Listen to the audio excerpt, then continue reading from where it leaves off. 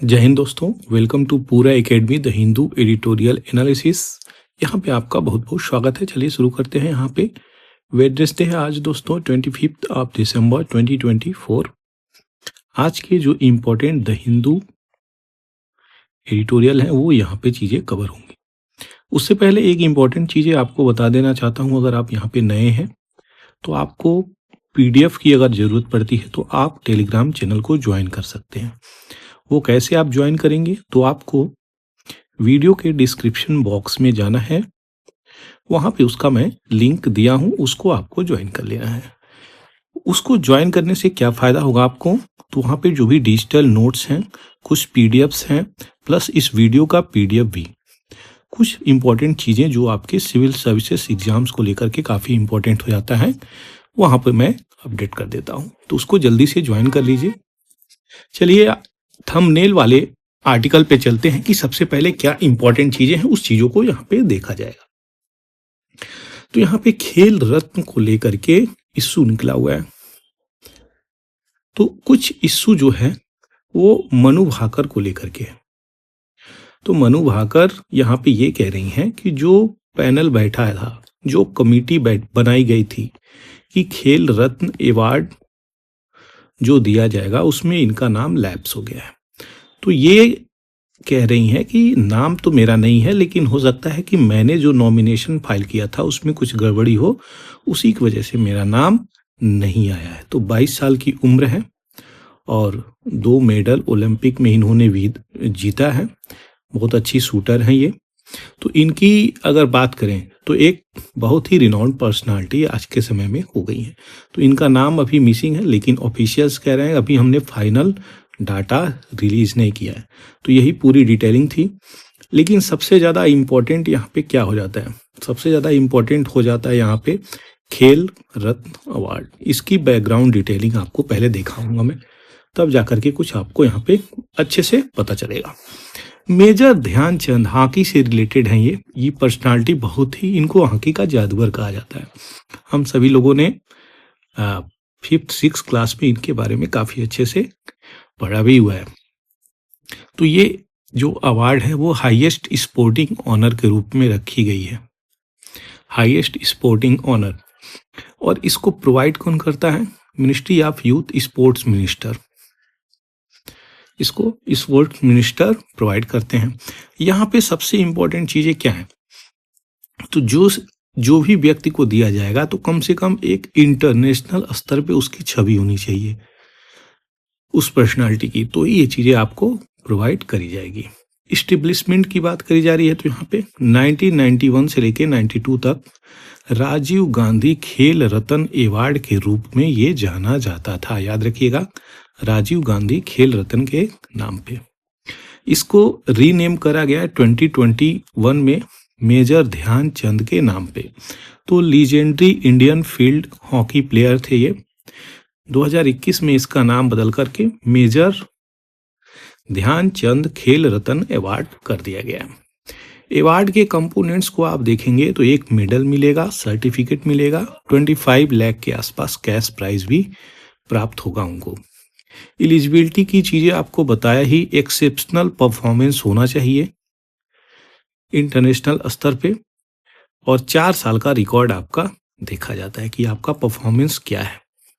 Selection जो process होगा उसमें नॉमिनेशंस एक्सेप्ट किया जाता है और रिकॉग्नाइज किया जाता है नेशनल स्पोर्ट्स फेडरेशन के द्वारा। तो वही कमेटी की हम बात कर रहे थे यहाँ पे।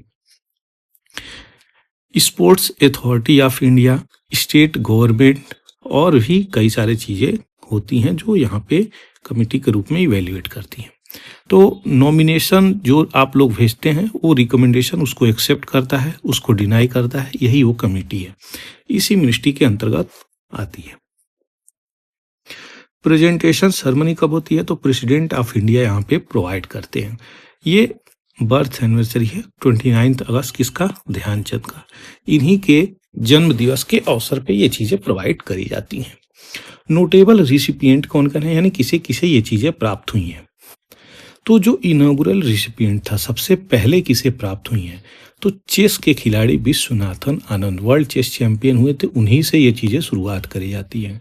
तो क्वेश्चन कई बार यहाँ से आया है, सबसे पहले खेल रत्न अवार्ड।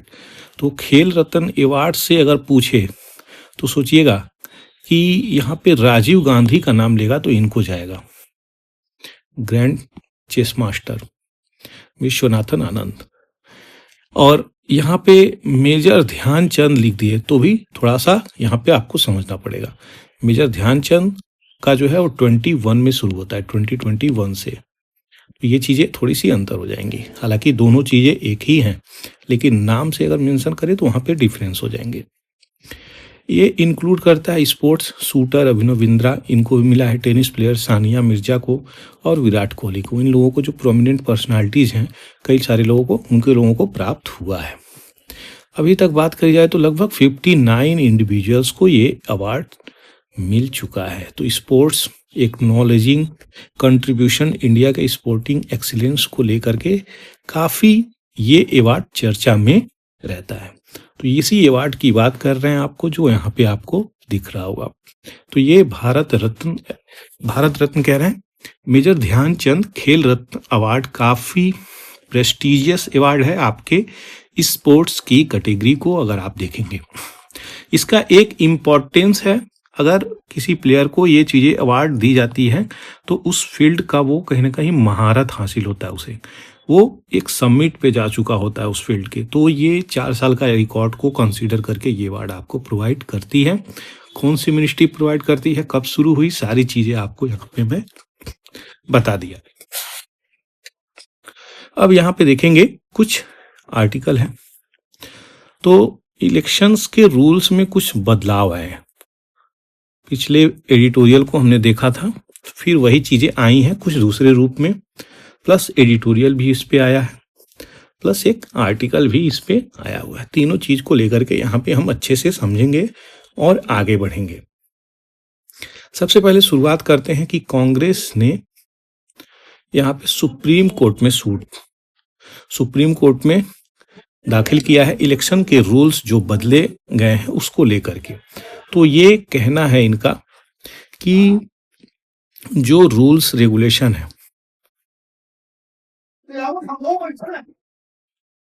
तो यहाँ पे इस चीज पे फोकस किया जा रहा है, इस रूल पे। तो ये रूल क्या है, तो जो गवर्नमेंट ऑफ इंडिया अमेंडमेंट लेके आई है, सब rule 2 of rule 93 of 1961 rule, ये जो है इलेक्शन कमीशन से रिलेटेड है। तो रूल में बदलाव क्या है वो चीजें आप समझिए। तो कंडक्ट ऑफ इलेक्शन रूल 1961, ये चीजें याद रखिएगा, यहाँ से क्वेश्चन भी पूछ सकता है। 61 में आया था, 65 में आया था, ये कहीं से क्वेश्चन बना सकता है। तो जो हम लोग इलेक्शन कराते हैं, अब समझिएगा, यहीं पे काफ़ी कंफ्यूजन आपका क्लियर कर दूंगा मैं। जो इलेक्शन कराती है, मान के चलिए ये प्रीमाइस है, इस प्रीमाइस के ये छोटे छोटे बॉडी हैं, यहाँ पे आके लोग वोट डाल रहे हैं, ठीक है, लाइन लगी हुई है। तो इसके अंदर कैमरे लगे होते हैं, सीसीटीवी। इस सीसीटीवी कैमरे को अब अलाउ नहीं किया जा रहा है कि ये पब्लिक डोमेन में एसेस हो, लेकिन जो भी यहाँ पे डॉक्यूमेंटेशन वाली चीज़ें हैं, कितने वोट पड़े हैं, वो सारी चीज़ें पब्लिक को एसेस है। यही इलेक्शन कमीशन ऑफ इंडिया यहाँ पे बोल रहा है। इसी को लेकर के कांग्रेस यहाँ पे सुप्रीम कोर्ट में पहुंची हुई है। आशा करते हैं ये छोटी सी जो चीज़ें समझाया आपको, यहाँ पे वो चीज़ें क्लियर हो गई। तो कहीं ना कहीं यहाँ पे क्वेश्चंस क्या उठा रहा है, बड़ा ट्रांसपेरेंसी की, अकाउंटेबिलिटी की, जिम्मेदारी और ट्रांसपेरेंसी दोनों यहाँ पे क्वेश्चंस उठ रही हैं कि इलेक्शन कमीशन ऑफ इंडिया जो है उसका रोल डिमिनिश किया गया है, और जो सिटीजन्स का राइट्स है, राइट टू इंफॉर्मेशन, वो भी चीज़ें यहाँ पे डिमिनिश हो रही हैं। कई प्रकार से उन चीज़ों को यहाँ पे देखा जा रहा है, डिफरेंट व्यू पॉइंट से। उस चीज़ को यहाँ पे आर्टिकल के माध्यम से यहाँ पे चीज़ें कही गई हैं। अब जो एक्ट है, जो लॉ है जिसमें बदलाव किया गया है, तो कुछ सेक्शंस यहाँ पे बदले गए हैं। वो सेक्शंस क्या हैं, तो यही कंडक्ट ऑफ इलेक्शन रूल 1961 में जो चीज़ें बोला, रिप्रेजेंटेशन ऑफ पीपुल एक्ट 1950 और एक 1951। दोनों में अंतर होता है थोड़ा सा। एक वोटिंग के लिए होता है, एक वोटिंग का प्रोसीजर के लिए होता है, क्या क्या रूल कंडक्ट होते हैं, दोनों में यही अंतर है। तो यहाँ पे ये रूल है। अब देखिएगा यहीं पे सारी कहानी आपको समझ में आ जाएगी। जो रूल्स है, rule 93 clause 2 sub clause A of 1961 conduct election rules, यहाँ पे यही है। तो ये ओपन टू पब्लिक इंस्पेक्शन, लेकिन यहाँ पे एक टर्म यूज कर दिया गया है, specified in these rules relating to the election shall be open to public inspection.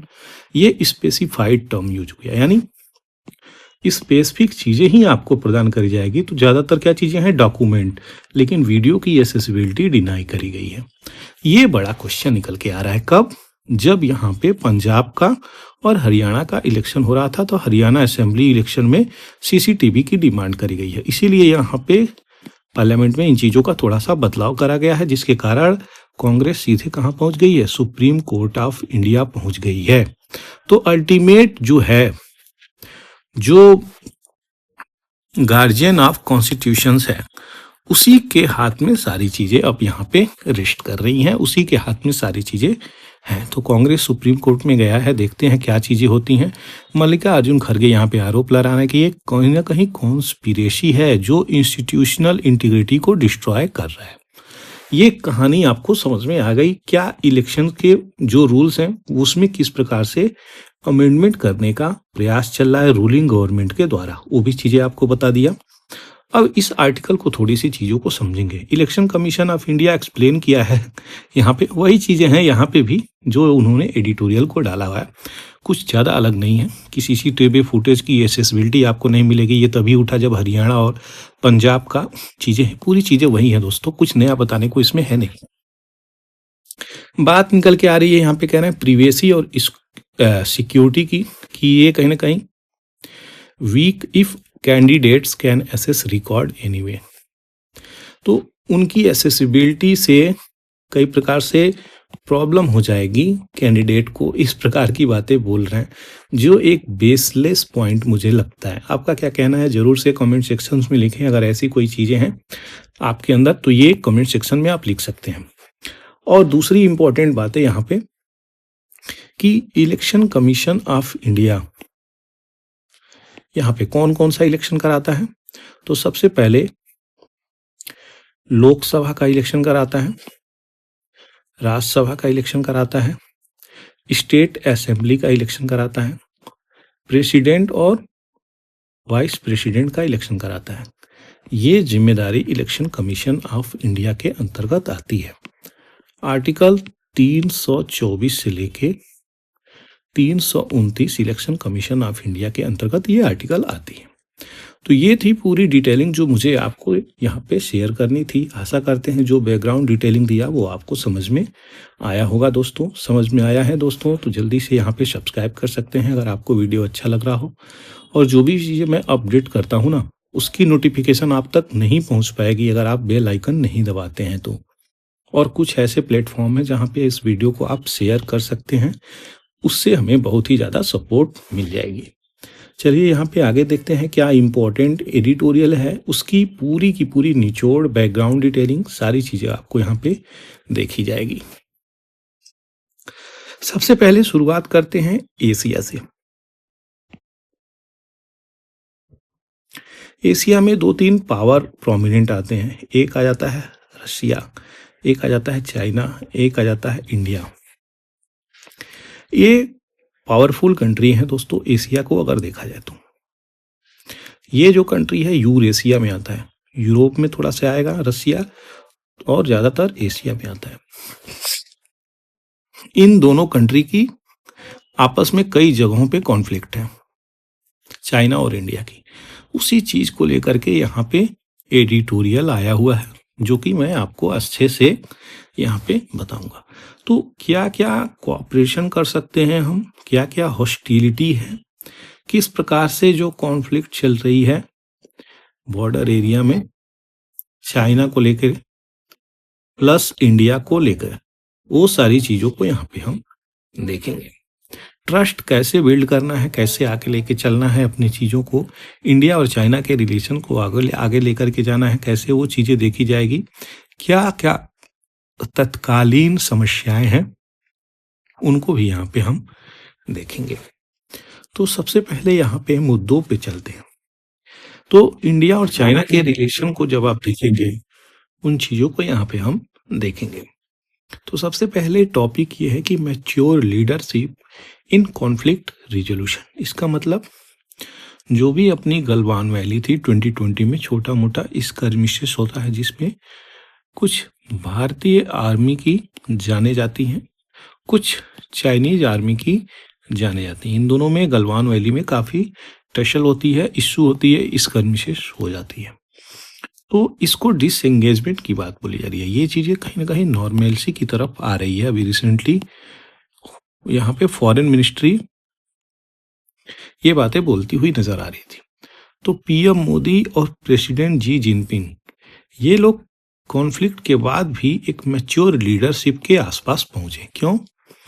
यहाँ पे इसी चीज पे फोकस किया जा रहा है कि दोनों कंट्री में, एक इंडिया प्लस दूसरी चाइना, दोनों कंट्री में बहुत सारे कॉन्फ्लिक्ट होने के बाद भी हम लोग वार की तरफ नहीं गए। हम लोग इन चीज़ों को और मैच्योर स्टेज पे लेकर के गए और वहाँ पे रिजॉल्व कर रहे हैं। तो ये एक प्रकार से जियो पॉलिटिक्स का एक स्ट्रॉन्ग एस्पेक्ट कह सकते हैं, जिसे इंडिया और चाइना अच्छे से डील भी किया है। Strategic choice for bilateral relation, दोनों जो बायलैटरल रिलेशन की बात कर रहे हैं, एक इंडिया और दूसरा चाइना, उसमें comprehensive cooperation, mutual global benefit, इन चीज़ों पे फोकस करी गई है। ऐसा नहीं है कि इंडिया को किसी चीज़ में ज़्यादा घाटा हो और चाइना को ज़्यादा फायदा हो, इन चीज़ों पे फोकस नहीं करी गई है। दोनों का म्यूचुअल ग्लोबल बेनिफिट की बात करी गई है। उसके बावजूद भी राइवलरी तो थी ही, ऐसा नहीं है कि राइवलरी दोनों में नहीं थी। तो इन दोनों के राइवलरीज के बाद, बहुत सारे क्लैशेस के बाद, छोटे छोटे स्कर्मिशेस के बाद और ग्लोबल इंस्टेबिलिटी के बाद भी हम कोऑपरेट करे हैं, कई चीज़ों पे कोऑपरेट करे हैं, नहीं तो ट्रेड हम लोगों का रुक ही जाता। तो ये चीज़ें तो जान ही लीजिए। दूसरा जो इम्पोर्टेंट चीज़ें हैं कि म्यूचुअल गेन्स और सेफर वर्ल्ड की तरफ फोकस और कोऑपरेट करने की ही ज़रूरत है। बार बार मैं जियो पॉलिटिकल टेंशन की बात करता हूँ, तो जब भी जियो पॉलिटिकल की बात करें तो इसमें बहुत व्यापक टर्म है। एक तो आपका आ जाएगा जियोग्राफी, दूसरा आ जाएगा आपका इकोनॉमी कंट्री की, तीसरा आ जाएगा इंटरनेशनल रिलेशन। इन सारे मुद्दे को एक्यूमुलेटिव करके हम जियो पॉलिटिक्स बोलते हैं। इन्हीं चीज़ों पर यहाँ पे हम फोकस करते हैं। तो आपका एक कंट्री से दूसरे कंट्री में क्या रिलेशन है, आपकी क्या कंट्री में जियोग्राफी है, क्या रिसोर्सेस है, क्या प्रोडक्शन है, आपकी जीडीपी कितनी है, इकोनॉमी कैसे चल रही है पर कैपिटा, ये सब चीज़ें इंपॉर्टेंस रखती हैं। इसे जियो पॉलिटिकल कहते हैं। तो एक्यूमुलेटिव वर्ड है, बड़ा वर्ड है ये, इसीलिए मैं यहाँ पे आपको समझाया।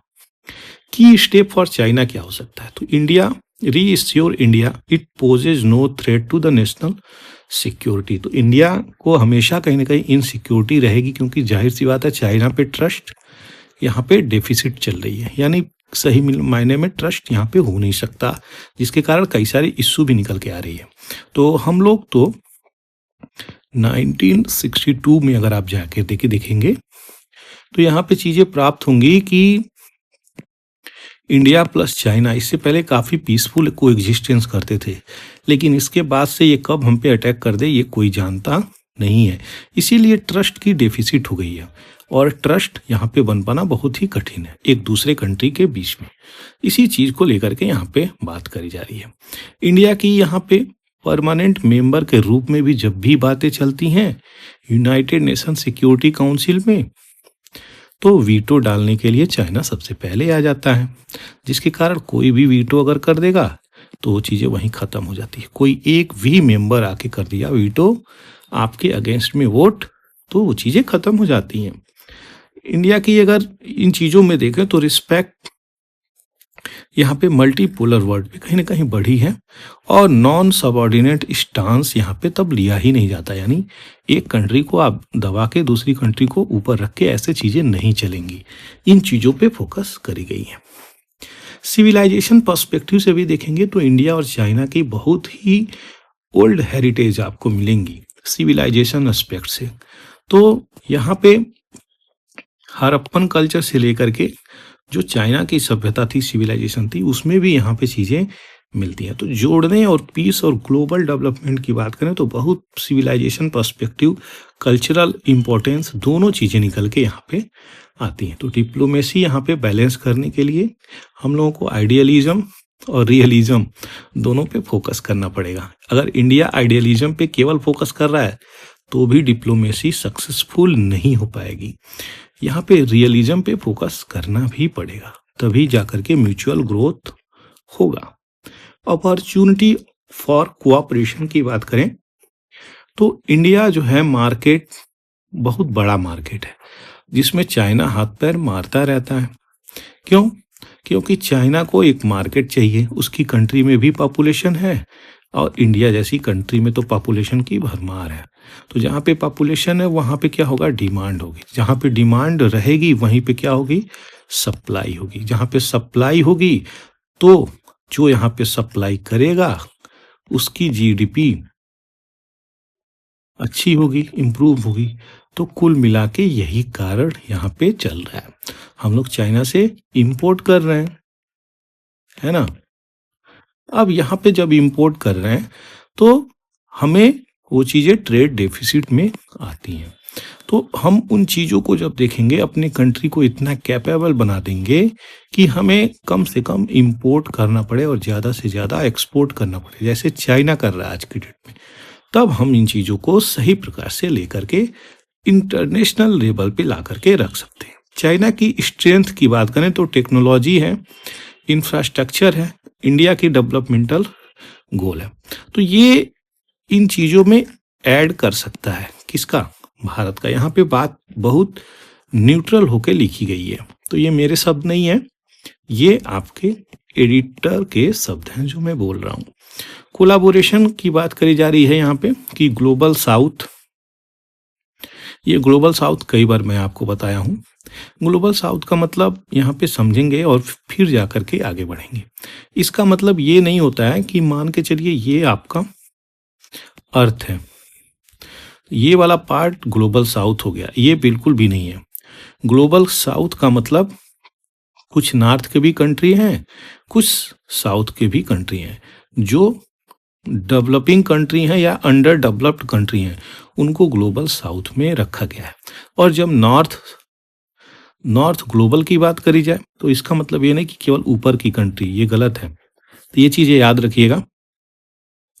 नॉर्थ का मतलब डेवलप्ड नेशन, तो कुछ ऑस्ट्रेलिया वाले पार्ट से भी साउथ के निकल के आते हैं, नॉर्थ में ही आएंगे, नॉर्थ ग्लोबल। तो ये चीज़ें याद रखिएगा। तो ग्लोबल गवर्नेंस की जब बात आती है तो यहाँ पे शेयर कर सकता है चैलेंजेस, जैसे कि क्लाइमेट चेंज वाले इशू पे, पॉवर्टी इरेडिकेशन वाले इशू पे कैसे हम आगे लेकर के चलेंगे। जो ट्रस्ट बन ही नहीं रहा है उस पर हम फोकस कर सकते हैं और रिज्यूम कर सकते हैं अपनी चीज़ों को। जैसे कि पोस्ट कोविड-19 बहुत सारी इशू हुई, चाइनीज़ नेशनल, और यहाँ पे जो वीज़ा का इशू था, तो इंडिया का और चाइना का जो वीज़ा का इशू है वो क्या है, चाइना बहुत सारे लोगों को वीज़ा दे देता है, इंडियंस की अगर बात करें तो। यहीं पे इंडिया जो है चाइना के लोगों को बहुत कम वीज़ा देता है। तो ये वीज़ा वाली इशू भी निकल के आ रही है, इसको भी हमें मैच करना पड़ेगा। इंडिया और चाइना को यहाँ पे रिजॉल्व करना पड़ेगा फैक्टर्स को। बायलैटरल मीडिया रिप्रेजेंटेशन की बात करी जा रही है तो जर्नलिस्ट जो एक दूसरे कंट्री से छोड़ के चले गए हैं उसको रीइंस्टेट करना पड़ेगा। और जो बैन हुआ है चाइनीज ऐप्स पे उसको भी रिस्टोर करना पड़ेगा, कम्युनिकेशन और connectivity purpose point of view से। ट्रेड बूस्ट करना पड़ेगा, रिड्यूस करना पड़ेगा जो डेफिसिट है, जैसा कि मैं पहले बता रहा था चाइना इंपोर्ट करता है।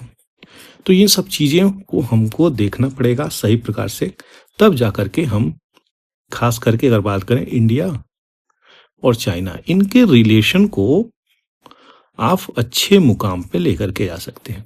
सोचिए एक वर्ल्ड ऐसा हो जहां पे इंडिया और प्लस चाइना साथ मिलके आगे चलें, और एक वर्ल्ड ऐसा हो जहां पे इंडिया और चाइना ये दोनों आपस में एंटी हो। तो यहाँ पे जियोपॉलिटिक्स कैसा चलेगा और यहाँ पे जियोपॉलिटिक्स कैसा चलेगा, ये दोनों एंगल डिफरेंट है दोस्तों। इस वाले एंगल में आपको यूएस का सपोर्ट ज़्यादा से ज़्यादा मिलेगा, इस वाले एंगल में आपको यूएस का सपोर्ट कम से कम मिलेगा, हालांकि सैंक्शन भी इम्पोज हो जाएगा। तो ये चीज़ें हैं जो आपको मैं एक्सप्लेन करना चाह रहा हूँ। तो कहीं ना कहीं जियो पॉलिटिक्स की जब बात आती है तो आपका डेवलप्ड नेशंस के साथ कैसा रिलेशन है इंडिया का, वो इम्पोर्टेंस उसकी बढ़ जाती है, वो एक इम्पोर्टेंट फैक्टर के रूप में उभरता है। पोटेंशियल ब्रेक थ्रू एक्शन, क्या हम चीज़ों पे कर सकते हैं, जैसे कि BCIM, इसकी बात करी जा रही है। बांग्लादेश, चाइना, इंडिया, म्यांमार, इन चीज़ों की हम बात कर रहे हैं। तो ये कॉरिडोर जो प्रमोट करने की बात करी जा रही है डेवलपमेंट और प्रॉस्पेरिटी को लेकर के, इसको रिवाइव करने की बात, हाई लेवल डिप्लोमेटिक विजिट 2024 में, ये न्यू एरा ऑफ कोऑपरेशन दिखाएगा। तो आने वाले समय में हम और ज़्यादा यहाँ पे कहीं ना कहीं चीज़ों को देखेंगे कि किस प्रकार से इंडिया और चाइना का रिलेशन आगे जा रहा है। समापन में यही चीज़ें यहाँ पे है, दोनों देशों को यहाँ पे बोल्ड विजनरी लीडरशिप ट्रांजैक्ट करना चाहिए, म्यूचुअल डिस्ट्रस्ट है जो उसको ख़त्म करना चाहिए, तब जाकर के डायलॉग, पार्टनरशिप और ग्लोबल रिस्पॉन्सिबिलिटी यहाँ पे निकल के आएगी, क्योंकि दोनों कंट्री ना अपना एक इम्पॉर्टेंट रोल प्ले कर रही हैं अब ग्लोबल लेवल पे। एक चीज़ याद रखिएगा, चाइना का रोल क्या है, तो पाकिस्तान पे जान ही रहे हैं कैसा है, उसको लेकर के गेम खेलता है। इंडिया का जो है न्यूट्रल स्टैंस रहता है, लेकिन काफ़ी हद तक इन्फ्लुएंस हो जाती है। तो यहाँ पे यूएसए भी है, यूएसए जैसी कंट्री, इंडिया, दोनों में कहीं ना कहीं अब आज के समय में देखा जाए तो काफ़ी स्ट्रॉन्ग ट्रस्ट बनता हुआ नजर आ रहा है। केवल और केवल एक ही कारण है उसका, जियो पॉलिटिक्स का नाम ले रहा हूँ तो चाइना का जितना तीव्र गति से ग्रोथ होगा उतना इंडिया और यूएसए पास में जाएंगे। क्योंकि यूएसए को एक अल्टरनेट चाहिए। अल्टरनेट क्यों चाहिए? क्योंकि चाइना यहाँ पे उसकी जीडीपी बहुत तीव्र गति से बढ़ रही है, तो जीडीपी बढ़ रही है तो इस पे कई सारा सैंक्शन भी लगाना है, तो ट्रेड वार फिर से शुरू हो जाएगा, घबराइए मत। डोनाल्ड ट्रंप जीत करके इलेक्शन आ चुके हैं। तो यही थी पूरी डिटेलिंग जो मुझे आपको यहाँ पे इस एडिटोरियल में बतानी थी, किस प्रकार से इमीडिएट प्रॉब्लम है, क्या ट्रस्ट डेफिसिट है, वो सारी चीज़ें यहाँ पे मैं एक्सप्लेन किया। बहुत ही सुंदर ये एडिटोरियल थी, इसको मैं अच्छे से आपके सामने रखा हूँ। आशा करता हूँ ये चीज़ें आपको अच्छे से समझ में आई है दोस्तों, तो चैनल को सब्सक्राइब जरूर से कर लीजिएगा। आगे बढ़ते हैं नए एडिटोरियल पे और देखेंगे क्या इंपॉर्टेंट चीज़ें हैं। तो बात करी जा रही है पेगासस प्रोब की। यहीं पे समझेंगे ये पेगासस है क्या। तो एक प्रकार का स्पाईवेयर है, यानी आपके मोबाइल में आएगा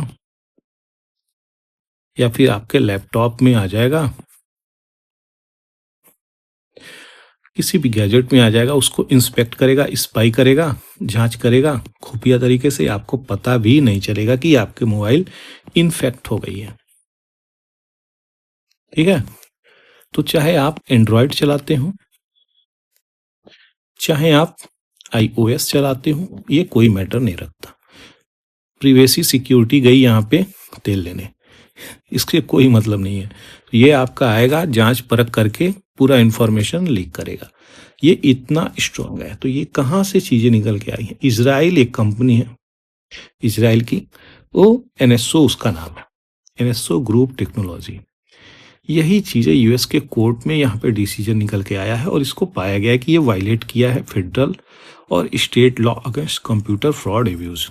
तो यहाँ पे इसीलिए न्यूज़ में आया। तो व्हाट्सएप भी इस पे क्लेम किया है, स्पाई सूट मुकदमा हुआ है स्पाईवेयर को लेकर के, पेगासस स्पाईवेयर को लेकर के। तो यहाँ पे इन चीज़ों पे मिला है। लगभग 1400 मोबाइल फोन्स और डिवाइसेस सर्विलेंस पे यहाँ पे रखी गई थी। तो ये एक प्रकार से मालवेयर के रूप में कार्य किया है और इंफॉर्मेशन लीक भी किया है। अब बात आती है इंडिया की। इंडिया का क्या? तो यहाँ पे ध्यान से देखिएगा और सुनिएगा, आपको समझ में आएगा। Opposition, leader of opposition, journalist, eminent personality,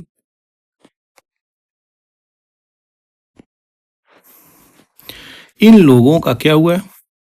activist. इन लोगों का फोन कहीं ना कहीं उससे इन्फेक्ट किया गया, जिसके कारण सुप्रीम कोर्ट की एक कमेटी बैठी है और कमेटी में यहाँ पे सीजीआई रमन्ना, जो फॉर्मर सीजीआई थे, वो ऑब्जर्व किए। इसी कमेटी को हेड कर रहे हैं रमन्ना, याद रखिएगा, क्वेश्चन यहाँ से बन सकता है। तो ये कह रहे हैं कि बहुत सारी चीजों में यहाँ पे कोई प्रूफ नहीं मिला है, लेकिन कुछ चीजें हैं जो यहाँ पे दूसरी चीजों को लेकर के, कि इन ट्रैक तो नहीं कर रहे थे मोबाइल फोन को, लेकिन कुछ चीजों में यहाँ पे मिला है। और ये यहाँ पे सीधे ऑब्जर्व भी किए सीजी रमन्ना कि कोई गवर्नमेंट की कोऑपरेशन नहीं मिली है जब ये चीजें इंक्वायर हो रही थी। तो कमेटी की कोई सहायता नहीं करी गई गवर्नमेंट के द्वारा, जिसके कारण ये प्रॉब्लम कई सारी निकल के आ रही है। तो ये भी बड़ा क्वेश्चन निकल के आ रहा है कि आखिर कमेटी जब बनाई गई थी तो क्यों ऐसी चीजें हुई, सपोर्ट क्यों नहीं करी गई। तो फोन ऑफ जर्नलिस्ट, एक्टिविस्ट, इन लोगों का टारगेट किया गया है और ये जियोपर्डाइज करता है, खतरे में कहीं ना कहीं रिस्क में डालता है नेशनल सिक्योरिटी को। तो जो जुडिशियल डिसीजन है वो यहाँ पे अब देखा जाएगा कि क्या निकल के आ रही है। यहाँ पे क्या कहा जा रहा है कि अब समय है, जो सही प्रकार से ओपन नहीं हुआ है चीजें, वो ओपन होना चाहिए। जांच की भी बातें बोली जा रही हैं, जो चीजें जांच में नहीं ओपन करी गई है वो भी चीजें ओपन होनी चाहिए, और जो चीज छिपाई गई है, सील्ड है, वो भी चीजें ओपन होनी चाहिए। और ये जस्टिस रमन्ना साहब यहाँ पे इसको हेड कर रहे थे। तो यही पूरी कहानी थी डैमनिंग साइलेंस को लेकर के, एडिटोरियल निकला था, काफी इंपॉर्टेंट है। सोचिए एक स्पाईवेयर कितना इम्पैक्ट कर रहा है। तो ये चीजें हैं। अब थोड़ा सा हम पेगासस स्पाईवेयर के बारे में जानेंगे कि ये है क्या। तो ये एक सोफिस्टिकेटेड स्पाईवेयर है, डेवलप किया गया है Israeli company NSO group technology के द्वारा, जो कि पहले बता चुका हूँ। ये इनफिल्ट्रेट करता है स्मार्टफोन और आपका सेंसिटिव इंफॉर्मेशन को निकालता है, text message, email, call logs और भी आपके माइक्रोफोन और कैमरा को ये ऑन कर सकता है, बंद कर सकता है, सुन सकता है। तो आप मोबाइल फोन लिए हैं ना साहब, तो इसमें अगर पेगासस इन्फेक्ट किया, इसमें डाला गया, तो आपको पहली बात तो इसको इन्फेक्ट करने के लिए मोबाइल को आपको कोई भी लिंक क्लिक नहीं करना है, कोई चीज एपीपी डाउनलोड नहीं करना है, ना ही ऐप डाउनलोड करना है। ये स्वतः ही ये चीजें हो जाएंगी, इतना स्ट्रांग है ये पेगासस स्पाईवेयर, याद रखिएगा। तो आपके कैमरे को ये ऑन कर सकता है, माइक्रोफोन को ऑन करके सुन सकता है कि ग्रुप बना के कोई मीटिंग चल रही है अगर लीडर की, तो क्या बातें चल रही हैं, और ये लीक हो जाएगी कहाँ पे, जो यहाँ पे ट्रैक कर रहा है। तो सोच सकते हैं कितनी ज्यादा यहाँ पे इंपॉर्टेंट है। तो अच्छा, एक क्वेश्चन मेरा यहाँ पे उठता है यार, यही चीजें इलेक्शन कमीशन ऑफ इंडिया को लेकर के बोली गई हैं कि ये चीजें हैक नहीं करी जा सकती वोटिंग मशीन। किसकी बात कर रहा हूँ, इलेक्ट्रॉनिक वोटिंग मशीन। तो जब यार एक स्पाईवेयर इस पेगासस इतना इन्फेक्ट कर सकता है, तो ये ईवीएम को नहीं कुछ कर सकता क्या। ये भी एक सोचने योग्य बातें हैं। हालांकि मैं इस पर कोई जजमेंट नहीं दे रहा हूँ, एक अचानक से मेरा इस पे दिमाग गया तो मैं यहाँ पे सोचा इसको भी कोट आउट कर दूं। यहाँ पे चुरा तो सकता ही है इंफॉर्मेशन, आपकी प्रमुख और इम्पोर्टेंट सीक्रेट, प्रिवेसी, हर चीज को इन्फेक्ट कर सकता है, कॉम्प्रिहेंसिव एक्सेस कर सकता है, कोई भी डाटा को इनक्रिप्ट कर सकता है, जो भी प्लेटफॉर्म हो उसको टारगेट कर सकता है, एंड्रॉयड आईओएस को हर प्रकार से कर सकता है। सुप्रीम कोर्ट ऑफ इंडिया 2021 में यहाँ पे एलिगेशन था, तो इस सब चीज को इंडिपेंडेंटली सर्विलेंस किया पेगासस स्पाईवेयर को, कैसे ये चीजें चल रही हैं। आरवी रविंद्रन यहाँ पे रिटायर्ड सुप्रीम कोर्ट जज यहाँ पे इस चीज को देख रहे हैं। Media outlet India media organization भी part of the Pegasus project, यहाँ पे रिवील किया गया केस कि किस प्रकार से पोटेंशियल यूज हुआ है, किसका मिसयूज हुआ है इंडिया में। तो इंडिया में अगर मिसयूज हुआ है तो कमेटी बैठी है, और ये कमेटी आरवी रविंद्रन के द्वारा देखा जा रहा है। तो ये चीजें याद रखिएगा, काफी इंपॉर्टेंट है। ग्लोबल भी इन्वेस्टिगेशन हो रही है दोस्तों। अगर पेगासस की बात करें तो केवल भारत में और दूसरी कंट्री में नहीं है। एमनेस्टी इंटरनेशनल, ये एक प्रकार से नॉन प्रॉफिट ऑर्गेनाइजेशन है, ये भी इस पे पेगासस स्पाईवेयर को लेकर के चिंता जताई है। तो इसकी सिक्योरिटी लैब डेवलप करी है टूल आइडेंटिफाई करने के लिए किस प्रकार से पेगासस इन्फेक्ट कर रही है। कुछ छिपी हुई स्टोरेज भी हैं पेगासस प्रोजेक्ट को लेकर के, उस चीज़ों में भी यहाँ पे मिसयूज की बातें बोली गई हैं। सिटीजन लैब कई प्रकार से यूनिवर्सिटी ऑफ टोरंटो यहाँ पे एक्सटेंसिवली स्टडी की हैं पेगासस के बारे में, और ये लोग निकल के आए हैं कि ये जर्नलिस्ट, एक्टिविस्ट, पॉलिटिशियन, इन लोगों की रिपोर्ट कहीं ना कहीं यूज हुई है और ये मिसयूज बहुत लंबे समय से चल रहा है। यूएन एक्सपर्ट की बात करें तो यूएन की स्पेशल रिपोर्ट चल रहा है क्या, तो यहाँ पे moratorium on the sale and use of Pegasus until strict regulation are in place. तो यूएन के एक्सपर्ट यही है, तो इसको बेचा भी जा रहा है भाई पेगासस। अब इम्पोर्टेंस इसकी समझ सकते हैं आप कि एक कंट्री को अगर बेचा जाएगा इसका सेल और यूजेज, तो सोचिए वो कंट्री तो अपने हिसाब से तो रन करेगी इस चीज़ को। तो मान के चलते हैं अगर इंडिया जैसी कंट्री में इसको बेचा गया, कोई भी लीडर इसका मिसयूज करना चाह रहा है तो अपोजिशन के खिलाफ तो आसानी से करेगा, क्योंकि उसको तो इन्फॉर्मेशन भी तो लेना है ना। तो ये चीज़ें भी हो सकती हैं, ये भी एक मेरा कहना था यहाँ पे। तो वही सारी डिटेलिंग यहाँ पे बताया हूँ। आशा करता हूँ ये चीज़ें जो दिया उससे ये तो क्लियर हो ही गया होगा कि पेगासस है क्या, कहाँ से निकला है, क्या कार्य कर सकता है, कितना आपको प्रभाव कर सकता है। तो डिजिटल कोई चीज़ें आज के डेट में सेफ तो मैं नहीं समझता।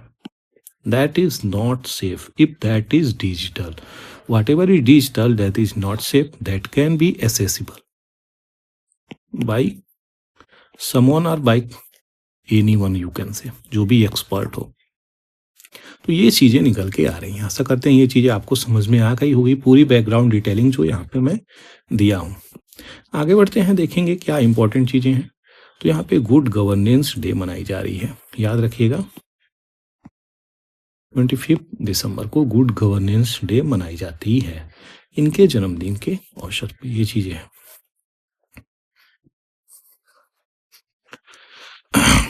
दूसरा यहाँ पे छोटा सा एक न्यूज़ है, लेकिन मैं सोचा इसको भी कवर कर दूं, काफ़ी इम्पोर्टेंस हो जाता है, क्योंकि इंडिया जो है दोस्तों एक एग्रीकल्चरल कंट्री है, तो उसकी वजह से काफ़ी इम्पोर्टेंट हो जाती है। यहाँ पे भारत जैसी कंट्री में फार्मर बहुत लंबे समय से प्रोटेस्ट कर रहे हैं, ठीक है, और प्रोटेस्ट कर रहे हैं तो उनमें कितने लोगों की डेथ भी हुई है, और आके दिल्ली वाले बॉर्डर पे वो प्रॉब्लम भी फेस कर रहे हैं। उनको दिल्ली में एंट्री नहीं दी जा रही है। तो कुछ किसान जो फार्मर हैं वो पंजाब में अनशन पे बैठ गए हैं, यानी फास्ट अनटू डेथ, उसी ये नाम निकल के आता है उसी सेक्शन से ही।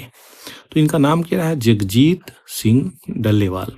ये पंजाब के फार्मर लीडर हैं ये, और ये 29 दिन हो चुके हैं दोस्तों यहाँ पे ये इस बैटल को लड़ रहे हैं। तो 29 दिन से ये फास्ट अनटू डेथ है इनकी। यहाँ पे देख सकते हैं ये मॉनिटर है, और मॉनिटर पे 68 आई थिंक ये तीन इनका क्या होगा, पल्स ही होगा, ये पल्स है आई थिंक 97, नहीं 97 नहीं है, पता नहीं क्या है, ये तो नहीं मालूम, दिखाई नहीं दे रहा है यहाँ पे। लेकिन जो भी हो, ये 29 दिन से यहाँ पे आप देख सकते हैं ये फास्ट अनटू डेथ है, यानी कहीं ना कहीं तब तक ये अन्न ग्रहण नहीं करेंगे जब तक सरकार इनकी मान नहीं लेगी। क्या मिनिमम सपोर्ट प्राइस डिमांड कर रहे हैं। साथ साथ कुछ किसानों के छोटे छोटे मुद्दे हैं, जैसे कि लोन वेव की बात करी जा रही है। इनका जो लोन लिए हैं वो माफ़ी दीजिए, अगर आप कैपिटलिस्ट क्लास का माफ़ी दे सकते हैं। पंजाब के सीएम भगवंत मान इनको सपोर्ट कर रहे हैं, कह रहे हैं कि सरकार कम से कम सुन तो ले कि कह क्या रहे हैं यही सारी चीज़ें हैं दोस्तों। तो यही मिनिमम सपोर्ट लीगल गारंटी की मांग कर रहे हैं। मिनिमम सपोर्ट लीगल गारंटी को मैं कई बार एक्सप्लेन भी किया हूँ कि इसकी पूरी की पूरी डिटेलिंग क्या है, कैसे ये बनती है, कैसे दिया जाता है, कितने क्रॉप्स को दिया जाता है, कौन सी बॉडी लाती है, कब इसका निर्माण हुआ है, नाम कब बदला, सब बताया हूँ आपको। लेकिन मैं इसकी डिटेलिंग भी टेलीग्राम चैनल पे आपको दे दूंगा। टेलीग्राम चैनल पे जैसे जाएंगे ये सारी की सारी चीज़ें आपको इसकी मिल जाएगी। एक बार जाकर के टेलीग्राम चैनल ज्वाइन कर लीजिए, डिस्क्रिप्शन बॉक्स में उसका लिंक मैं डाला हुआ हूँ। आगे बढ़ते हैं। यहाँ पे काफ़ी important, what is quantum computing. ये आर्टिकल मुझे बहुत ही अच्छा लगा दोस्तों। क्वांटम कंप्यूटिंग की बात करें तो एक प्रकार से जो क्लासिकल कंप्यूटर है उसकी भी एक उपयोगिता है, और जो क्वांटम कंप्यूटिंग है इसकी भी एक उपयोगिता है। दोनों की अलग अलग जगह पे उपयोगिता है, किसी की उपयोगिता कम और अधिक नहीं नापी जा सकती, क्योंकि कई जगहों पे अगर देखा जाए क्वांटम कंप्यूटिंग का इस्तेमाल यहाँ पे काफ़ी कॉस्टली होता है और इसको इजी, लेकिन यहाँ पे एसेसिबिलिटी हो सकती है, इसको हम लोग एसेस कर सकते हैं। यानी एसेस कहने का मतलब इसको ट्रैक करा जा सकता है, इसमें बहुत सारा मॉलवेयर भी इंस्टॉल किया जा सकता है। यहाँ पे वो चीज़ें बहुत कम के मायने में आती हैं। कुछ अगर क्वांटम कंप्यूटिंग की बात करें तो इसमें यही चीज़ें निकल के आ रहा है कि कैसे हम एक प्रकार से क्वांटम की क्या बेसिक है उसको देखेंगे, किस प्रकार से इसकी लिमिटेशन है वो भी चीज़ें देखी जाएगी, कैसे कंप्यूटर यहाँ पे कार्य कर रहा है वो चीज़ें भी देखी जाएगी। तो क्वांटम कंप्यूटर्स है क्या? तो ये यूटिलाइज करता है एक प्रकार से एक सिद्धांत जिसे क्वांटम मैकेनिक्स कहते हैं, उसका इस्तेमाल करके ये प्रॉब्लम को सॉल्व करता है और बहुत ही फास्ट गति से, जो क्लासिकल कंप्यूटर है ना उससे बहुत फास्ट ये कार्य करता है। तो क्लासिकल कंप्यूटर इसका मतलब ये नहीं कि ये बेकार है, ये भी चीज़ें याद रखिएगा कुछ एस्पेक्ट्स में। ये जो वर्ड क्वांटम कंप्यूटर का ओरिजिनेट हुआ ये रिचर्ड फीनमैन 1982 में प्रपोज किया गया है और यही सिमुलेट करता है क्वांटम सिस्टम। क्वांटम सिस्टम की बात करते हैं यहाँ पे, और क्लासिकल कंप्यूटर दोनों को यहाँ पे हम देखेंगे। बेसिक आप क्वांटम कंप्यूटिंग की बात करें तो सबसे पहले क्लासिकल कंप्यूटर जो ऑपरेट करता है बिट्स में, याद रखिएगा 64 बिट्स 128 बिट्स। ये इस प्रकार से कंप्यूटर को जब जाएंगे आप तो प्रॉपर्टीज में जाएंगे तो ये चीज़ें दिखने को मिलती हैं, जो 0 और 1 बाइनरी नंबर पे कार्य करता है। वहीं पे क्वांटम कंप्यूटर क्यूबिट पे कार्य करता है, मतलब ये 0 और 1 रिप्रेजेंट कर सकता है लेकिन दोनों को साथ में 0 और 1 साथ में, 0 और 1 साथ में, तो यहाँ पे पार्शियल इसका भी प्रयोग कर सकता है, उसी को क्यूबिट भी बोलते हैं। ये चीज़ें याद रखिएगा। यानी इसका जो इंक्रिप्शन है वो भी सही है, स्ट्रॉन्ग है और फास्ट कैलकुलेशन भी हो, इसकी तरह स्लो नहीं है। सुपर पोजिशन की बात करी जा रही है, यहाँ पे क्यूबिट एग्जिस्ट कर सकता है मल्टीपल स्टेट साइमल्टेनियस, एक ही समय में कई स्टेट में यहाँ पे हो सकता है। यहाँ पे स्टेट का मतलब राज्य नहीं, अवस्था, उसकी कंडीशंस की बात करी जा रही है, कंफ्यूज मत हो जाइएगा। तो पैरेलल कंप्यूटेशंस में यहाँ पे कार्य कर सकता है एक ही समय। Entanglement, qubit can be intrinsically linked, इसको जोड़ा जा सकता है। State of one instantly determined state of other, तो एक स्टेट ऑफ अदर दूसरे स्टेट से यहाँ पे जोड़ जा सकता है। एक चीजों को दूसरे चीजों को जोड़ने की बात करी जा रही है, वो भी बहुत फास्ट। यही क्वांटम मैकेनिज्म चीजें निकल के आ रही है। तो क्वांटम कंप्यूटिंग बहुत ही फास्ट है, बहुत fast. Advancement in quantum computing की हम जब बात करते हैं तो क्या चीज़ें निकल के आ रही हैं? सॉर्स की एल्गोरिदम जो 1994 में चीज़ें आई थी, पीटर सॉर के द्वारा सॉर्स एल्गोरिदम लाई गया था। लार्ज नंबर इफिशिएंटली, ये बहुत ही इफिशिएंट तरीके से कार्य करता है। और पोटेंशियल क्या है, इसकी क्षमता क्या है? तो डिसरप्ट करता है करेंट डाटा इंक्रिप्शन मेथड, इसको तोड़ता है। किस प्रकार से? तो जो भी इंक्रिप्टेड डाटा है यहाँ पे उसको एसेसिबिलिटी यहाँ पे बढ़ती है। नोटेबल डेवलपमेंट में IBM Q सिस्टम 1 2019 में आया। आप देखिए कि यहाँ पे क्या इंपॉर्टेंट चीज़ है। वर्ल्ड की first circuit based commercial quantum computer ये है IBM Q सिस्टम 1 2019 में। गूगल ने क्या किया? गूगल का साइकामोर प्रोसेसर 2019 में आता है। ये अचीव किया क्या? क्वांटम सुप्रीमेसी, सबसे फास्ट। तो ये 200 सेकेंड में ही, मात्र कितना मिनट हुआ दोस्तों? तो ये 3 मिनट समथिंग, 3.2 मिनट में इसने सॉल्व किया। क्लासिकल कंप्यूटर 10,000 साल लगा था। सोचिए, ये सोचिए दोस्तों कितनी बड़ी बात है ये। तो इसकी इफिशियंसी, इसकी कैपेबिलिटी, कैपेसिटी, ये हर प्रकार से बहुत ही फास्ट है quantum computing. Google willow chip की बात करें 2024 में तो एरर करेक्टेड क्यूबिट इंप्रूव कर सकता है अपने अनुसार यहाँ पे। और completing calculation in 5 minutes that would take super computer trillions of years. जो ट्रिलियंस ऑफ ईयर्स लगते हैं यहाँ पे 5 मिनट में कार्य करके ये आपको दे रहा है। तो कितना टाइम बचा, और जब टाइम बचा तो आप कितना समय से आगे निकल गए। तो ये भी एक बात निकल के यहाँ पे आ रही है, वही चीजें यहाँ पे बोली जा रही है। कुछ लिमिटेशंस है, हाई कॉस्ट और कॉम्प्लेक्सिटी निकल के आ रही है, एरर रेट्स और डीकोहेरेंस निकल के आ रही है कुछ में। तो qubits are highly sensitive to environmental noise, तो ये चीज़ें निकल के आ रही हैं। तो कई प्रकार से इन्वायरमेंटल कंसर्न भी निकल के यहाँ पे आ रहा है। Losing their state super positions की बात करी जा रही है। Error correction is essential for reliable computations, तो जो एरर करेक्शन है वो चीज़ें रिलायबल यहाँ पे होनी चाहिए। स्केल रिक्वायरमेंट की बात करी जा रही है। Application like drug discovery, astronomy require millions of qubit which is still in distant goal. तो अभी भी यहाँ पे बहुत सारी चीज़ें करनी बाकी हैं। इंडिया की अगर बात करेंगे तो यहाँ पे नेशनल क्वांटम मिशन 2023 में डाला गया। इसका बजट भी इतना तय किया गया, 6000 करोड़ ओवर 8 सालों में इतना हम खर्च करेंगे। तो फोकस किस पे करेगा? डेवलप करेगा क्वांटम कंप्यूटर, क्वांटम टेक्नोलॉजी, तभी तो हम compete कर पाएंगे इंटरनेशनल लेवल पे। कंक्लूजन इसका यही निकल के आ रहा है कि करंट जो लिमिटेशन है इसके बाद भी क्वांटम कंप्यूटर ट्रांसफॉर्मेटिव पोटेंशियल है। किस चीज़ में? इंडस्ट्री और रिसर्च फील्ड में। जाहिर सी बात है भाई, रिसर्च फील्ड में बहुत ज़्यादा क्वांटम कंप्यूटिंग की बात कर रहा है यहाँ पे, और चाइना तो इस पे एकदम लगा ही हुआ है। इसीलिए चाइना जैसी कंट्री अगर लगी है तो हमें भी लगना पड़ता है। तो हम तो देख के भी हम लोग करते ही है, और किसी न किसी रूप से चाइना से पीछे रहने का बात हमको बचता है नहीं, हम इंडियंस को।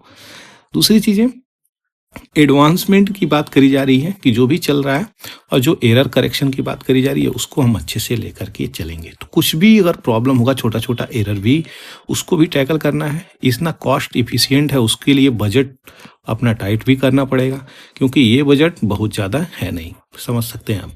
तो जो भी क्वांटम कंप्यूटिंग को लेकर के है उस पर हमें प्रैक्टिकल अप्रोच से आगे बढ़ना है, और तभी हम फर्दर कोई चीज़ यहाँ पे कर सकते हैं। तो यही थी पूरी डिटेलिंग। ऐसा करते हैं ये चीज़ें समझ में आई होगी।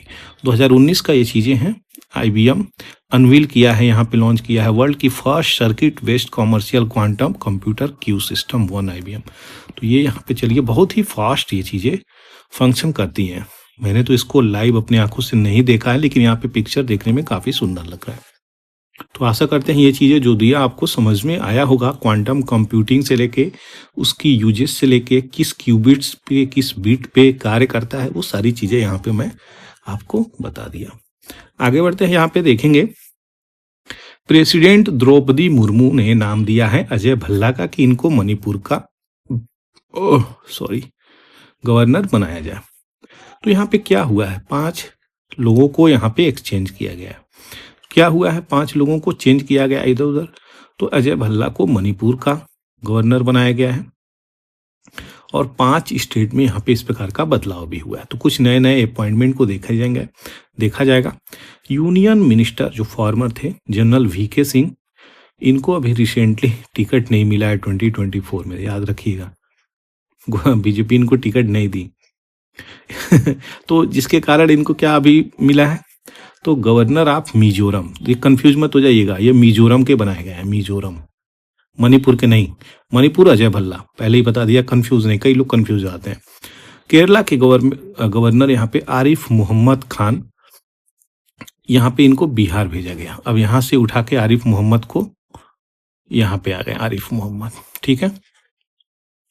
President has accepted the resignation of Orissa governor Raghubar Das यहाँ पे हैं, ये रिजाइन कर दिए, ठीक है। और जो भी वायलेंसेस यहाँ पे चल रही हैं मणिपुर में, 2 ग्रुप के बीच में चल रही है, एक कुकी, दूसरा मितई।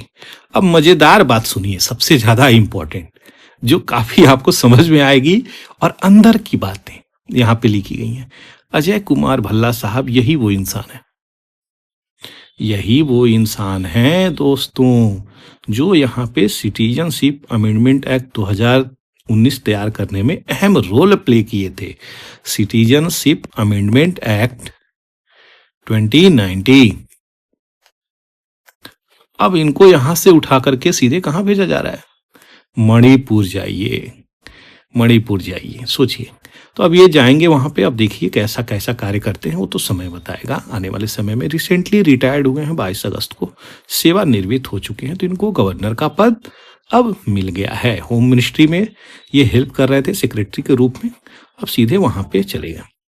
आसाम के गवर्नर लक्ष्मण प्रसाद आचार्य यहाँ पे कई 2 स्टेट का यहाँ पे जिम्मेदारी लेकर के बैठे हुए थे। अभी न्यू केरला के गवर्नर यहाँ पे, तो यहाँ पे कौन, यहाँ के जो आरिफ खान गवर्नर थे उनको तो बिहार भेज दिया गया है। तो ये चीजें हुई हैं।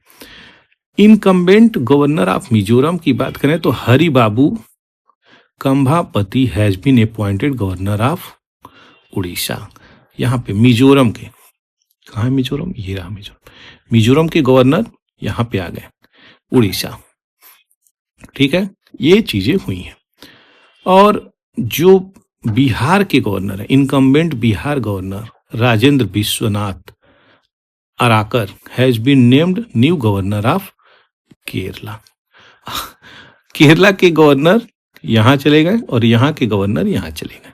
ये चीजें आदान प्रदान हुई हैं। कुछ ऐसे चीजें बदली हैं जो आपको समझना चाहिए। जैसा कि बताया, पार्टी इनको टिकट नहीं दी, किसको, वीके सिंह को। तो यही पूरी कहानी थी, आपको मुझे बतानी थी, जो आपको मुझे समझानी थी। आशा करते हैं आपको समझ में आई होगी। आगे बढ़ते हैं, यहाँ पे देखेंगे कुछ चीजों को और समझेंगे। रूपपुर न्यूक्लियर पावर प्रोजेक्ट यहाँ पे बांग्लादेश में लगी है। कहाँ पे, तो यहाँ पे एक डिस्ट्रिक्ट है, उसी पे यहाँ पे पबना डिस्ट्रिक्ट, पबना डिस्ट्रिक्ट, ठीक है, यहाँ पे लगाई गई है। अब ये किसके सहायता से, तो रसिया के सहायता से लगाई गई है ये कंपनी रासोटम। तो यहाँ पे इशू क्या निकल के चल रही है, तो इसकी कहा जा रहा है कि 12.65 ट्रिलियन का एक्सपेंडिचर इस पे खर्चे दिखाए गए हैं, जबकि 5 पॉइंट समथिंग ही ये बिलियन के ही खर्चे यहाँ पे लगे हैं। और जो रिलेटिव थे तुलीप सिद्दीकी शेख हसीना के, वो यहाँ पे मनी लॉन्ड्रिंग में मदद भी किए हैं शेख हसीना की। तो यहाँ पे इंक्वायरी बैठी है, पूरी की पूरी कहानी यही है। असली क्वेश्चंस यहाँ से बनेंगे, इंक्वायरी से नहीं बनेगा।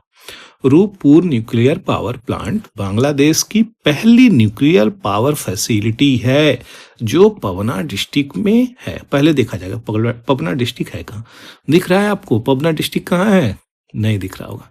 तो भैया ये गंगा नदी के किनारे पे है ये पबना डिस्ट्रिक्ट, याद रखिएगा, ये गंगा नदी, ठीक है, जो 160 kilometre north west of Dhaka भी पड़ता है गंगा नदी के किनारे। हिस्टोरिकल बैकग्राउंड क्या है, तो ये जहाँ पे 1961 बांग्लादेश डेट बैक टू 1961, तभी से इसकी बातें चल रही थी कि कुछ इस प्रकार की चीजें हों, लेकिन हो तो नहीं पाई।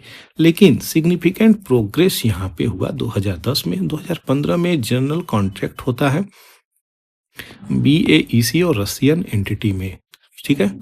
रशियन एंटिटी कौन, रोस्टोकॉम।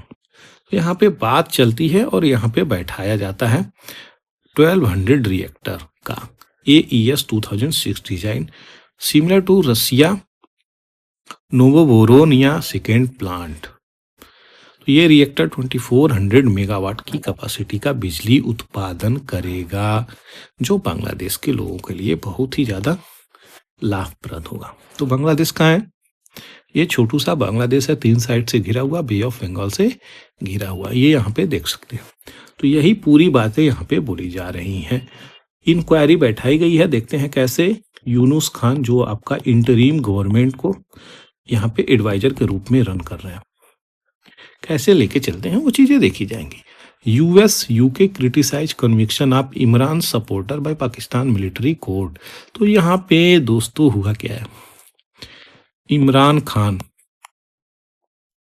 तारीख इंसाफ पार्टी के लीडर, इनको जेल में और इनके सपोर्टर को यहाँ पे क्या किया गया है, कन्विक्ट माना गया है, आरोपी बना दिया गया है, जो सिद्ध भी हो गया है। यहाँ पे ये ऐसी चीज है, कन्विक्शन ये जब सिद्ध होती है तब इस्तेमाल किया जाता है। तो इनको यहाँ पे जेल में लोग डाल रहे हैं, पाकिस्तान मिलिट्री कोर्ट के द्वारा यहाँ पे चीजें नहीं। तो ये कंट्री आरोप लगाई है, यूएस प्लस यूके। ये गलत बात है और गलत है भी, तो ये चीजें बोली जा रही हैं। न्यूज में थी, मैं इसलिए यहाँ पे डाल दिया।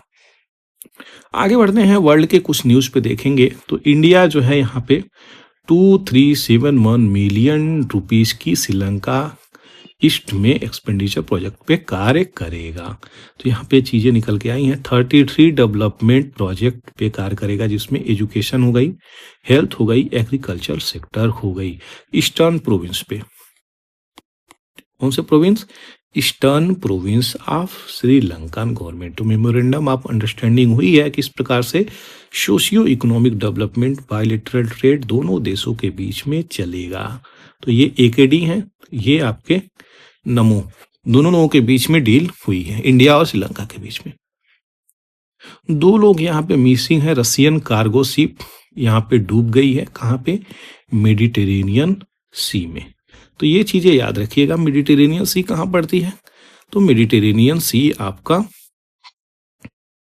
यहाँ पे पड़ती है, ये मेडिटेरेनियन सी है। इसी मेडिटेरेनियन सी में ये चीजें हुई हैं। अब थोड़ा आगे बढ़ेंगे, एम्स्टर्डम कोड। अब यहाँ पे बहुत ही चीजों को रिलेट करके मैं आपको बताऊंगा, इसको समझना पड़ेगा और समझिएगा। एम्स्टर्डम कोड, एम्स्टर्डम किसकी कैपिटल है? नीदरलैंड की कैपिटल एम्स्टर्डम है। यहाँ पे क्या बातें निकल के आ रही हैं? तो आयरलैंड, डबलिंग, आयरलैंड की राजधानी डबलिंग, यहाँ पे मैच हो रहा था UEFA यूरोपा लीग, फुटबॉल की ये चीजें होती हैं, जिसके कारण यहाँ पे दो ग्रुप, एक ग्रुप कौन सा था? प्रो पैलेस्टीनियन, एक ग्रुप इजरायली, दोनों के सपोर्टर में बवाल होता है, जिसके कारण एम्स्टर्डम कोर्ट यहाँ पे 5 लोगों को लगभग 6 महीने तक जेल की सजा सुनाती है। तो ये केस हुआ है जो मुझे आपको बतानी थी। तो यहाँ पे यही चीजें नहीं हुई है, यहाँ से रिलेट करके यहाँ आई है। इजराइल आर्मी फोर्स कर रही है, अब जो पेशेंट थे नॉर्थ गाजा में उनको वहां से भी हटा करके पैदल जाना पड़ रहा, देख सकते हैं आप।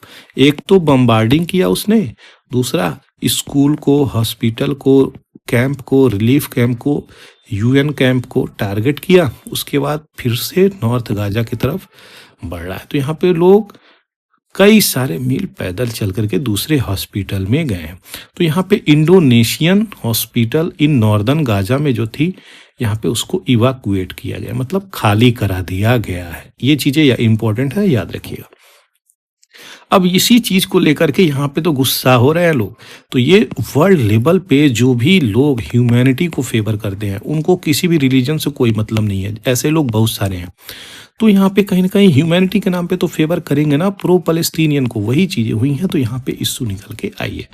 तो ये सारी कहानी थी जो मुझे आपको बतानी थी। अब सीधे नीचे निकल के आइए, यहाँ पे सीरिया, सीरिया की पूरी कहानी आपको मैं कई बार एक्सप्लेन करा हूं। अच्छा, जो एम्स्टर्डम है नीदरलैंड, वो कहाँ पे है? तो नीदरलैंड आपका यहाँ पे है, ये देखिए नॉर्थ सी और नीदरलैंड, ठीक है। ये इसकी लोकेशन है, जर्मनी से बॉर्डर टच कर रही है यहाँ पे। अब यहाँ पे हम सबसे पहले देखेंगे सीरिया की। तो सीरिया तुर्की से बॉर्डर टच कर रहा है, यहाँ पे लेबनान से बॉर्डर टच कर रहा है और इजराइल से बॉर्डर टच कर रहा है, जॉर्डन से बॉर्डर टच कर रहा है, इराक से बॉर्डर टच कर रहा है, इन कंट्री से बॉर्डर टच कर रहा है। अब इश्यू क्या हुआ है? तो यहाँ पे बशर अल असद की गवर्नमेंट थी, बशर अल असद की, ठीक है। रिसेंटली उनकी अगर सही प्रकार से बात किया जाए तो कहीं ना कहीं डिक्टेटरशिप और एक्सप्लॉयटेशन वाला फैक्टर काफी इंपॉर्टेंट था, जिसके कारण उनकी रूलिंग वहां पे चली गई, वहां से हटा दिया गया। क्यों? यहाँ पे आप मैप में देखेंगे तो इस तरफ से और ये वाले पार्ट से, इन वाले कुछ यहाँ से निकाल के, कुछ यहाँ से निकाल के और इस वाले रीजन से एक खुर्दीस कम्युनिटी है जो अपना अलग डिमांड रखती है कि हमें अलग नेशनल आइडेंटिटी मिले, यानी कंट्री का ही डिमांड कर रहे हैं। और तुर्की सपोर्ट करता है यहाँ पे हयाती ग्रुप को, जो मिलिटेंट ग्रुप है HAT, यहाँ से निकल के आती हैं। जॉर्डन भी सपोर्ट करता है और लेबनान जो है यहाँ पे किसको सपोर्ट करता था? यहाँ पे बशर अल असद के गवर्नमेंट को, जो उड़ के अभी कहाँ भागे हैं? रसिया में जा चुके हैं। तो वहां के लोग भी बहुत सारे ऐसे लोग थे जिनको अरेस्ट किया गया था जेलों में। एक सेंडियाना जेल है, सेंडियाना जेल है। वहां पे जाइएगा तो ना आपको लाइट मिलेगी, ना आपको कोई सुविधाएं मिलेंगी। कब जी रहे हैं कब मर रहे हैं कुछ मालूम नहीं, अंडरग्राउंड था एकदम। जैसे ही असद की गवर्नमेंट खत्म हुई यहाँ पे, ये मिलिटेंट ग्रुप इधर से आया, ये ग्रुप इधर से आया और कुछ सपोर्टर्स इधर से भी आया, तो इनको छोड़ करके देश भागना पड़ा। अब सिंडियाना में जो भी प्रिजन थे उनको आज़ाद किया गया, तो वहाँ पे पता चला कि कितनी बुरी कंडीशन में वो लोगों को रखे गए थे। तो ये कहीं ना कहीं क्या दिखा रहा है, डिक्टेटरशिप। जेल जाने का मतलब ये नहीं कि आपका राइट सब खत्म हो गया है, कहीं भी ऐसा चीजें नहीं होती किसी कंट्री में। जिस कंट्री में ऐसी चीजें होती हैं वहां पे कोई भी ह्यूमनिज्म वाली बातें नहीं है, यानी कोई भी डेमोक्रेसी नहीं है, यानी तो हम कह सकते हैं डिक्टेटरशिप चल रहा था। दूसरा, हैवी एक्सप्लॉयटेशन और करप्शन चल रहा था। तीसरा, मिलिट्री को ट्रेनिंग कोई नहीं दी जा रही थी, सैलरी टाइम पे नहीं मिल रही थी, लोगों में नाराजगी भी थी, डिसकंटेंट था, जिसके कारण ये बशर अल असद की गवर्नमेंट यहाँ पे गिरने में सक्षम हो पाई। और यहाँ पे मिलिटेंट आगे बढ़ते हुए चले गए, टैंकर लेके आगे बढ़ते हुए चले गए, और इनकी जो आर्मी थी वो भी कहीं ना कहीं हाथ पे हाथ रखी रह गई। क्यों? कि भैया उनको आप समय पे सैलरी भी नहीं दिए, उनकी ना कोई ट्रेनिंग कराए, ऐसे ही रिक्रूट कर दिए। तो पूरा का पूरा करप्शन का खेला चल रहा था। इनकी लगभग 6 डिकेड की गवर्नमेंट थी बशर अल असद की। वो गवर्नमेंट यहाँ पे गिरती है। अब आएंगे इस एडिटोरियल पे। तो यहाँ पे क्या बातें बोली जा रही हैं कि हमको डिसआर्म करना पड़ेगा, जो हम बंदूक ले लेके चलते हैं। ये जुलानी साहब हैं, सेंटर में बैठे हुए हैं, यही अब रन करेंगे गवर्नमेंट। तो मोहम्मद अल जुलानी जो मिलिटेंट के रूप में जाने जाते हैं, ठीक है। अब ये गवर्नमेंट जन रन करेंगे, और जो खुर्दीस है ये यहाँ पे ज्वाइन नहीं किया। खुर्दीस लेड फोर्स यहाँ पे प्रेजेंट्स नहीं है, जिसकी मैं बातें यहाँ पे कर ही रहा था आपसे। किसके?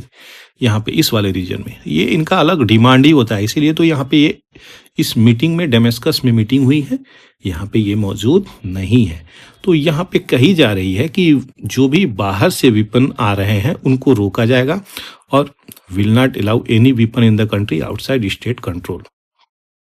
तो बाहर से जो भी विपन आ रहे हैं उसको अलाउ नहीं किया जाएगा, यहाँ पे बातें बोली जा रही हैं। अब देखते हैं कंट्री कैसे रन करती है डिसआर्म के बाद भी, और कैसे यहाँ पे चीजें लेकर के चलती है। तो जियो पॉलिटिक्स को कैसे यहाँ पे लेके चलेगी, वो सारी चीजों को हम लोग देखेंगे। तो दोस्तों यही कहानी थी, इजराइल, पैलेस्टीन, सीरिया, ये सारी कंट्री आपको मैं यहाँ पे दिखाया। आशा करता हूँ चीजें आपको समझ में आई है। नेक्स्ट यहाँ पे आपको थोड़ा सा न्यूज निकल के आ रहा है, केलुआ वॉल्केनो, इसकी लोकेशन है, ये यहाँ पे इरप्शन हुआ है। उस लोकेशंस को देखेंगे वीडियो के माध्यम से, और समझेंगे थोड़ी सी क्या इंपॉर्टेंट चीज़ें हैं। इसकी सही लोकेशंस आपको जानना काफ़ी इम्पोर्टेंट हो जाता है, तो उसको हम लोग देखेंगे, देखते हैं। तो यहाँ पे जूम इन कर रहा हूँ मैं, जैसा कि अब आप देख सकते हैं उसकी पूरी location geographical point of view से काफ़ी इंपॉर्टेंट हो जाती है। वहाँ पे क्वेश्चंस बन जाते हैं ना, इसीलिए उस चीज़ को मैं जूम कर रहा हूँ ताकि लोकेशंस भी दिमाग में रहे। तो जो इरप्शन हुआ है वो किलुआ में हुआ है, तो अब आपको किलुआ कोना दिख भी रहा है, वो रीजन आप देख सकते हैं। तो यही वो रीजन है जहाँ पे आपको हवाई आइलैंड पे ये चीज़ें हुई हैं। तो इस इरप्शंस की वजह से यहाँ से क्वेश्चंस बन जाते हैं, और छोटी छोटी चीज़ें तो क्वेश्चंस के लिए काफ़ी अच्छे होते हैं। जो आदमी समझता है यहाँ से क्वेश्चंस नहीं आएंगे, वहीं से क्वेश्चंस आते हैं। तो हवाई आइलैंड का पूरा आपको लोकेशंस मैं दिखाया यहाँ पे, और ये सारी चीज़ें आपको यहाँ पे बताया। तो ये पूरी डिटेलिंग आपको यहाँ पे मैं दे दिया। चलिए आगे बढ़ते हैं। यहाँ पे समझ में आई है दोस्तों, तो चैनल को लाइक, शेयर और सब्सक्राइब जरूर से कर दीजिएगा, और चैनल को शेयर जरूर से कर दीजिएगा आप किस पे? अपने सोशल मीडिया प्लेटफॉर्म पे। Thank you for watching the Hindu editorial analysis bye पूरा एकेडमी। जय हिंद, जय भारत।